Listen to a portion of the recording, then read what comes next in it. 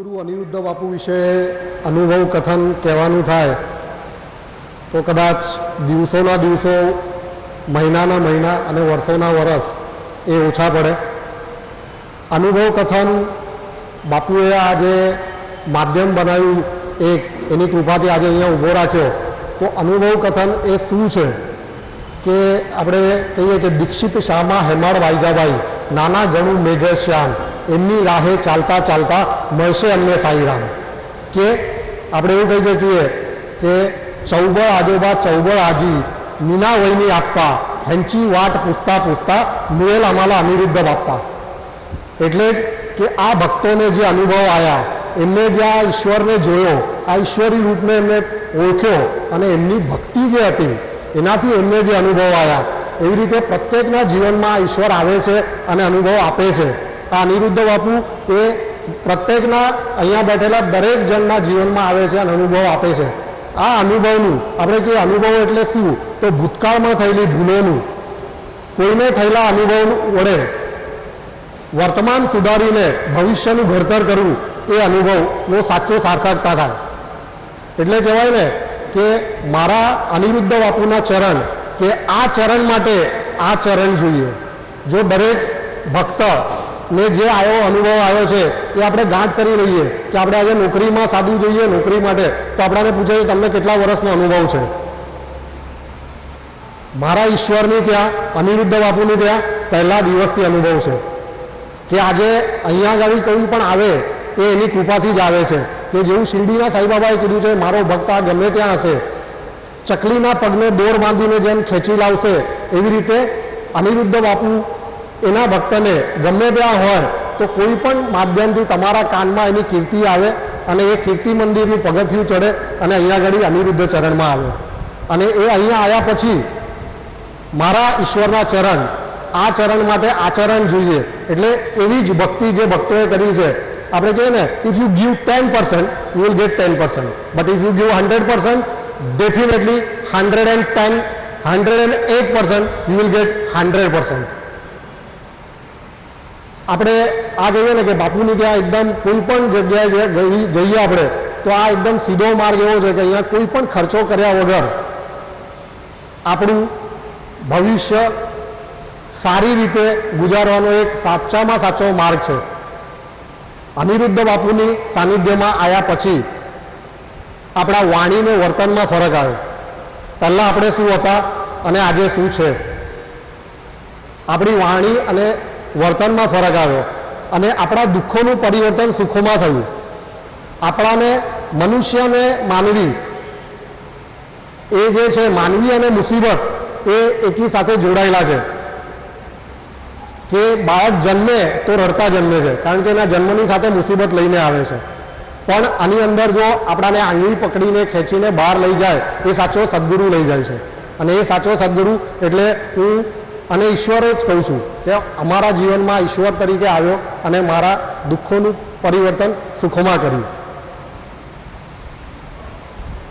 બાપુનો કે અનિરુદ્ધ બાપુનો અનુભવ કહીએ તો એવું કહેવાય કે એક નાનકડો અનુભવ પહેલાંનો હું કહું તો, આપણે જે અત્યારે કીધું કે જેમ તમે 10% આપો તો 10% ને 100% આપો તો 100%, એવી રીતે હું તરસાલીની અંદર રહેતો હતો અને ઘરની અંદર મારું બે રૂમ રસોડું મકાન હતું અને ઘરવાળા બધા કહે કે હવે પેલાએ ઘર બનાવ્યું નવું, પેલાએ ઘર બનાવ્યું, આપણે પણ કરીએ. પણ મારી કેપેસિટી નથી અને આપણે એ કહેતા હતા કે ચાદરની બહાર પગ નથી કાઢવા, આપણે જે આપ્યું છે ઈશ્વરે એમાં આનંદ માણો, સંતોષ માનો. પણ શ્રીકાંતસિંહ રાજેની ત્યાં મારો ઈશ્વર રહે છે, એટલે મારા બાપુના ચરણ પાદુકા ત્યાં હોય છે. અને ત્યાં એક વખત હું ગયો, એ વખતે રાજે કાકી એમને કીધું કે દીકરા આ બાજુ હવે તું ઘર જો ને. એટલે મારા સદગુરુના ઘરેથી મને એક એ મળ્યું કે આ બાજુ ઘર જો. તે વખતે મારી સ્થિતિ એટલી સારી હતી, પણ મેં કીધું કે હવે બાપુના ત્યાંથી આપણને આદેશ મળ્યો છે તો 100% એ જ કરવાનો છે આગળ બધું. અને એ દિવસે આગળ શનિવારે મારી બેબીની સ્કૂલ વેન આવીને, એટલે હું સ્કૂલમાં એને અંબે સ્કૂલમાં છોડવા માટે મારી વાઈફ આવ્યા. ત્યાં મારો સ્કૂલનો એક મિત્ર મને મળ્યો. એને કીધું કે અહીંયા શિવમ સોસાયટી સામે છે ત્યાં આપણે મેં ઘર બુક કર્યું છે, તું પણ જો ને. મેં કહ્યું ના ભાઈ, આપણી પાસે કે એટલા પૈસા છે નહીં, આપણાથી આ થશે નહીં. તો કે હજુ 2 વર્ષની ટર્મ છે, 2 વર્ષમાં તો ગમે તે થાય, તું જોતો ખરો. અને મેં મારી વાઈફ સાથે વાત કરી તો એને કીધું કે જોવામાં શું વાંધો છે, અને હવે તો તમે કહો છો કે બાપુ જ બધું કરે છે, તો રાજે કાકીએ પણ આપણાને કીધું છે કે કંઈક જુઓ. તો મને થયું કે ના, સાચી વાત છે, જોવા જેવું છે. એટલે પહેલાં તો બાપુની ત્યાં ગયા, બાપુના ચરણ પાદુકાને કીધું કે બાપુ, આ સંકેત આવ્યો છે, જો તું જ મારી સાથે હોય તો તું મને આમાંથી રસ્તો બતાવજે, મારી પાસે તો કંઈ નથી, મારી પાસે તો કંઈ નથી. मैं तेरा तू मेरा, मेरे को इतना ही पता है, तू मेरा तो है ही, मेरे को इतना पता है कि मैं तेरा, बस, और आगे क्या करना है तेरे को सोचने का है. કાકીને કીધું, ઘરે મમ્મી પપ્પાને એક વખત લઈ ગયા, બતાવ્યું, ઘર બતાવ્યું, બધાને ગમ્યું.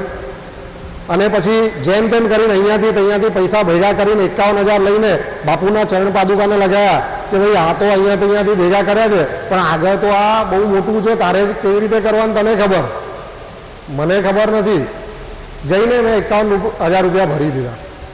અને બુકિંગ કરવા માટે સિલેક્શન કરવાનું, તો મેં કીધું બાપુ મને તો કંઈ ખબર પડતી નથી, તું સંકેત આપ કે તું ક્યાંક છે. એટલે અમે સિલેક્શન કરતા હતા તો પૂછ્યું કે ભાઈ આજુબાજુમાં કોણ રહેશે. તો મારો 62 નંબર અમે લેવાનો વિચાર કરતા હતા. એટલે એને કીધું કે બાજુમાં તમારી પટેલ છે, આ બાજુ રાવલ છે, અને તમારે ચિંતા કરવા જેવી નહીં, તમારી સામે છે ને એ તો બ્રાહ્મણ છે, જોશી છે.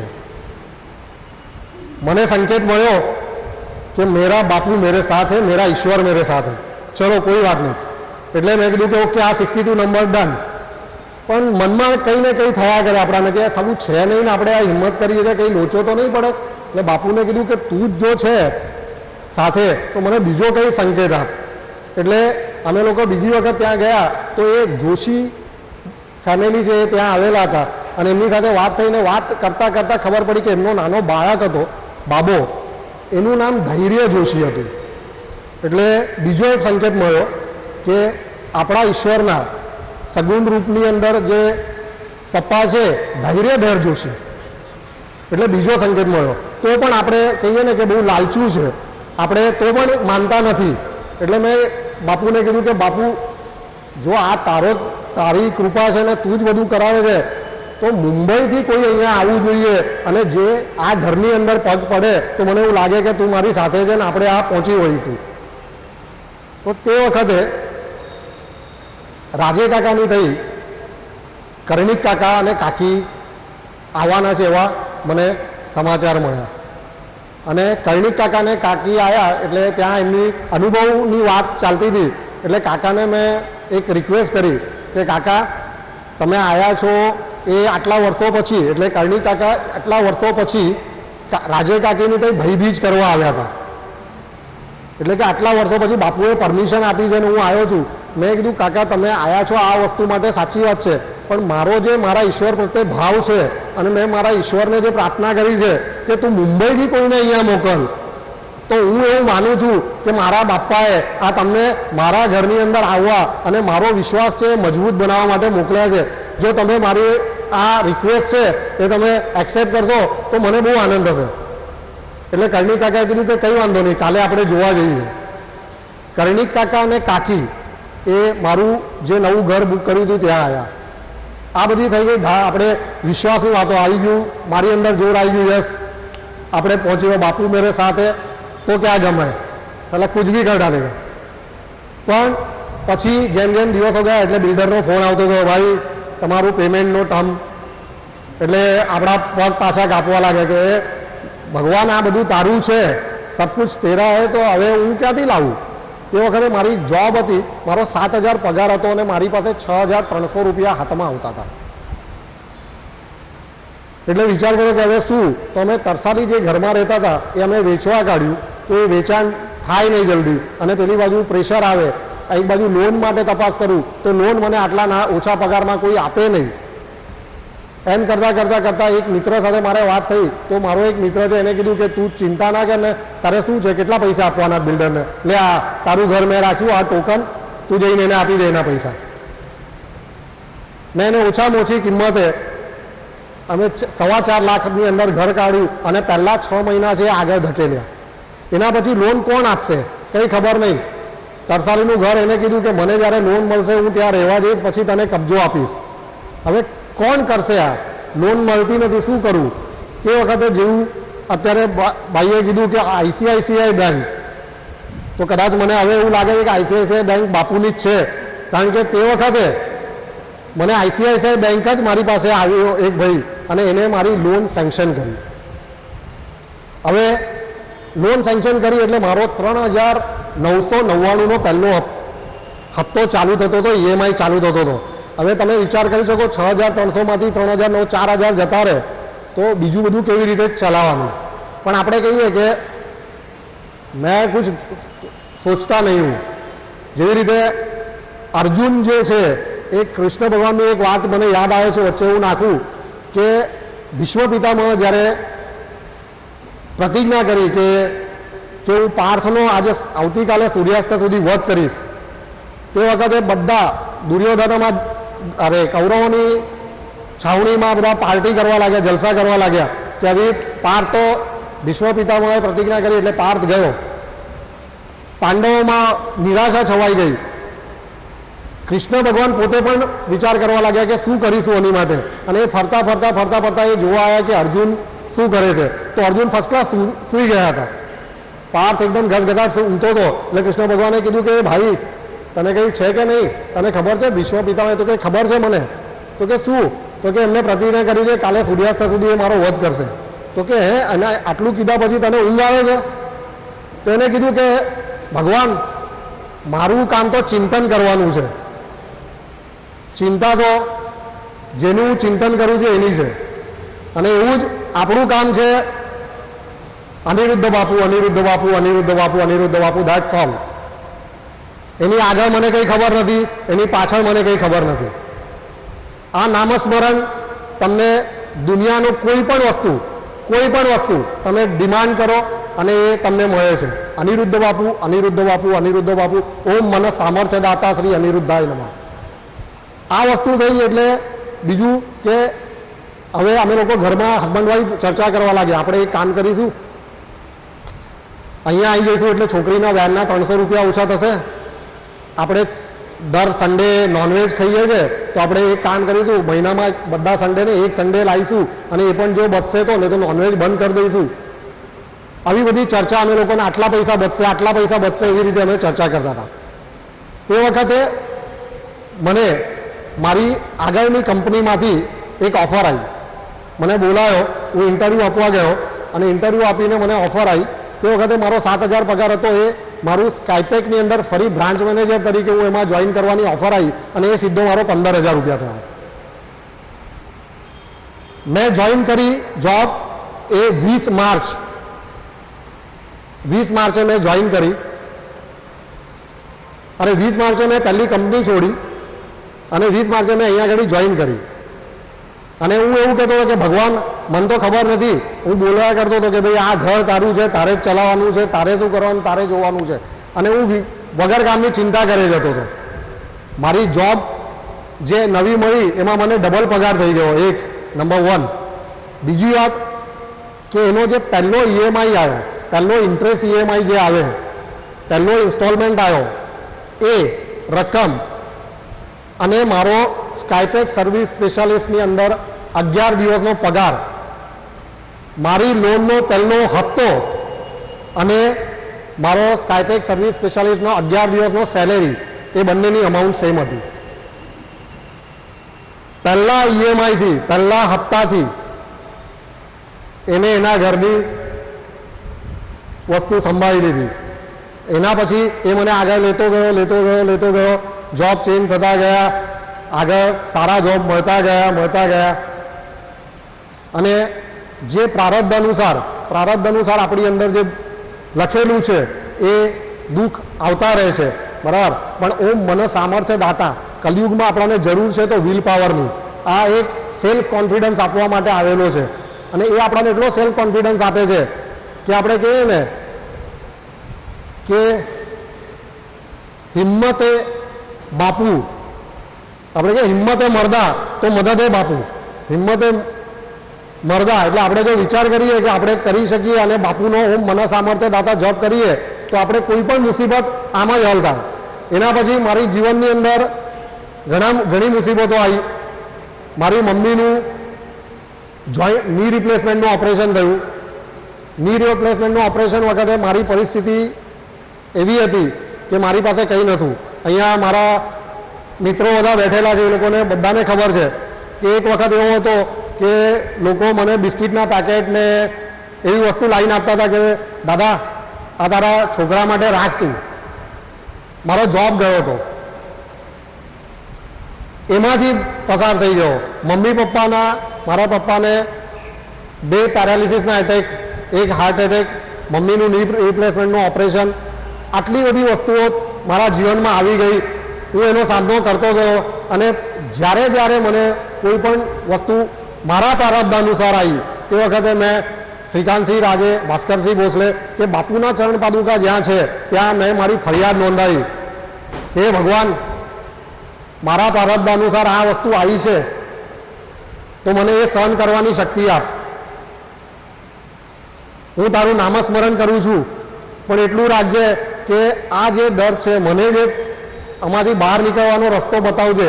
અને એ ઘણી વખત એવું એક રિપ્લેસમેન્ટનું મારે ડિસિઝન લેવાનું હતું. હું મુંબઈ ફોન કરતો હતો, શ્રીકાંતસિંહને ફોન લાગતો નહોતો. હું એક બાજુ ત્યાં ક્લિનિકમાં હતો અને મમ્મીની પરિસ્થિતિ એવી હતી કે બેભાન થઈ જતા હતા.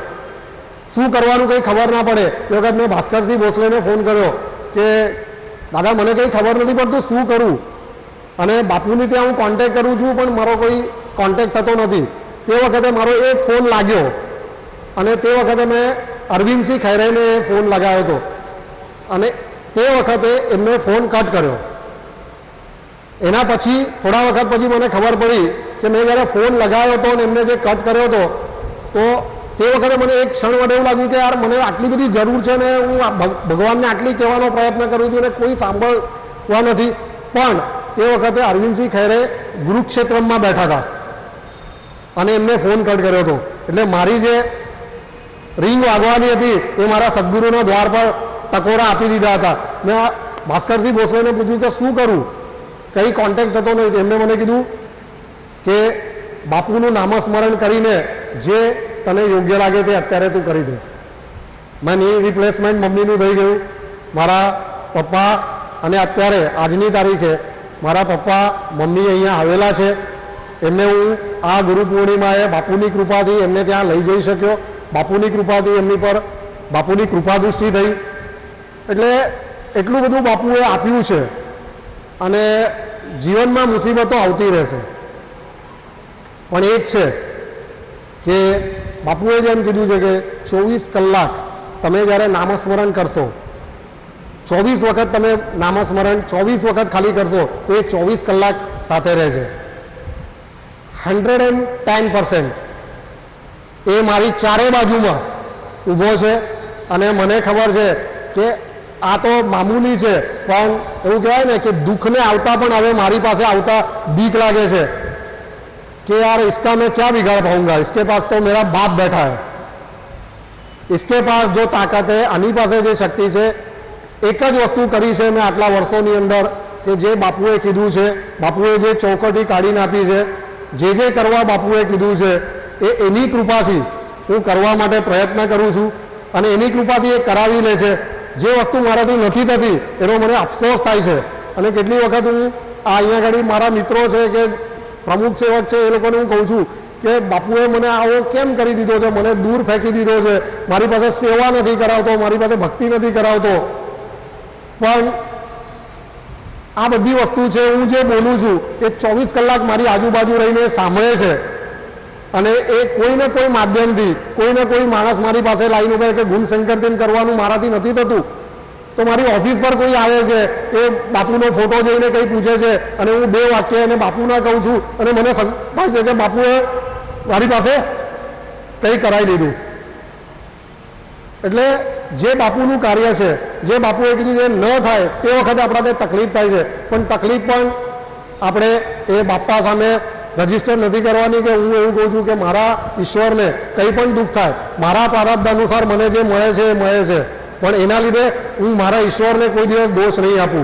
हूँ एने एटली ज प्रार्थना करीश कि ईश्वर मने आ सहन करवानी शक्ति आप अने आमांथी तू बहार काढवानो छे एमां तो मने संदेह ज नथी 110% એ મને બહાર કાઢવાનો છે. પણ આ જે દુઃખનો પ્રવાસ છે એમાં મને રસ્તો બતાવવાનો, એ રસ્તો બતાવે છે. હું જ્યાં જોબ કરું છું, હું એક બિલ્ડરની ત્યાં પવન ગ્રુપની અંદર કામ કરું છું.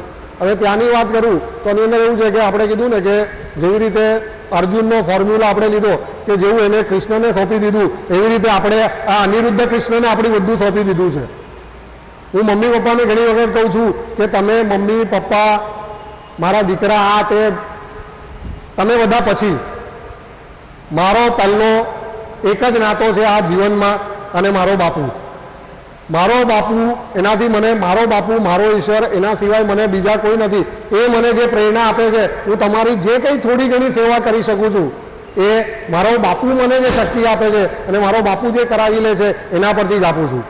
આજે હું એક 350 કરોડનો પ્રોજેક્ટ હું હેન્ડલ કરું છું અને તમને આશ્ચર્ય થશે કે એ 350 કરોડના પ્રોજેક્ટની અંદર મારા બોસીસ જે છે એ મને જે ટાર્ગેટ આપે છે, એ ટાર્ગેટ એમને આશ્ચર્ય લાગે છે કે અત્યારે રિયલ એસ્ટેટ માર્કેટ મંદીમાં ચાલે છે, બરાબર, પણ એ મને જે ટાર્ગેટ આપે છે એ પૂરો થાય છે.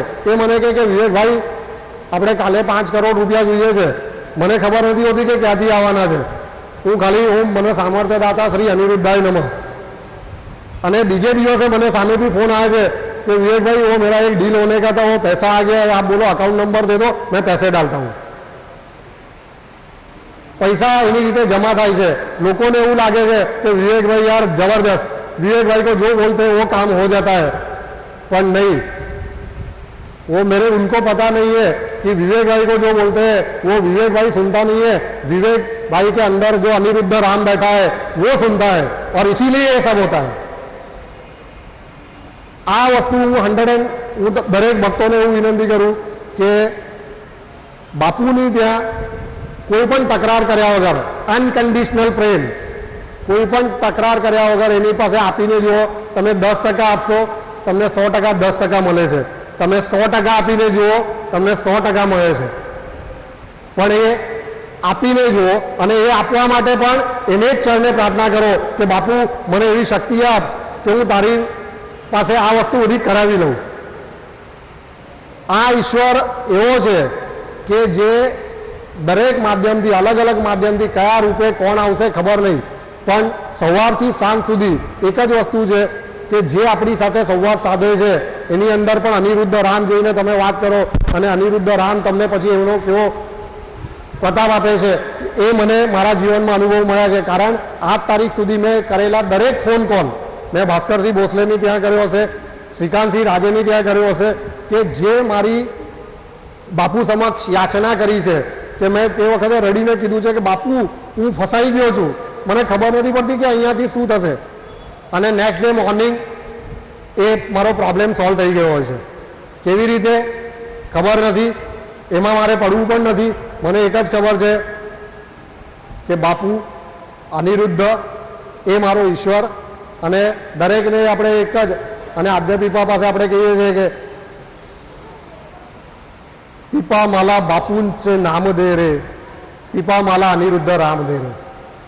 જે અનિરુદ્ધ રામ આજે આપણા બધાના જીવનમાં આવીને પ્રકાશ આપ્યો, એ જ અનિરુદ્ધ રામ દરેકના જીવનમાં આવીને પ્રકાશ આપે, એ જ આ ઈશ્વર અનિરુદ્ધની ચરણે પ્રાર્થના. હરિઓમ.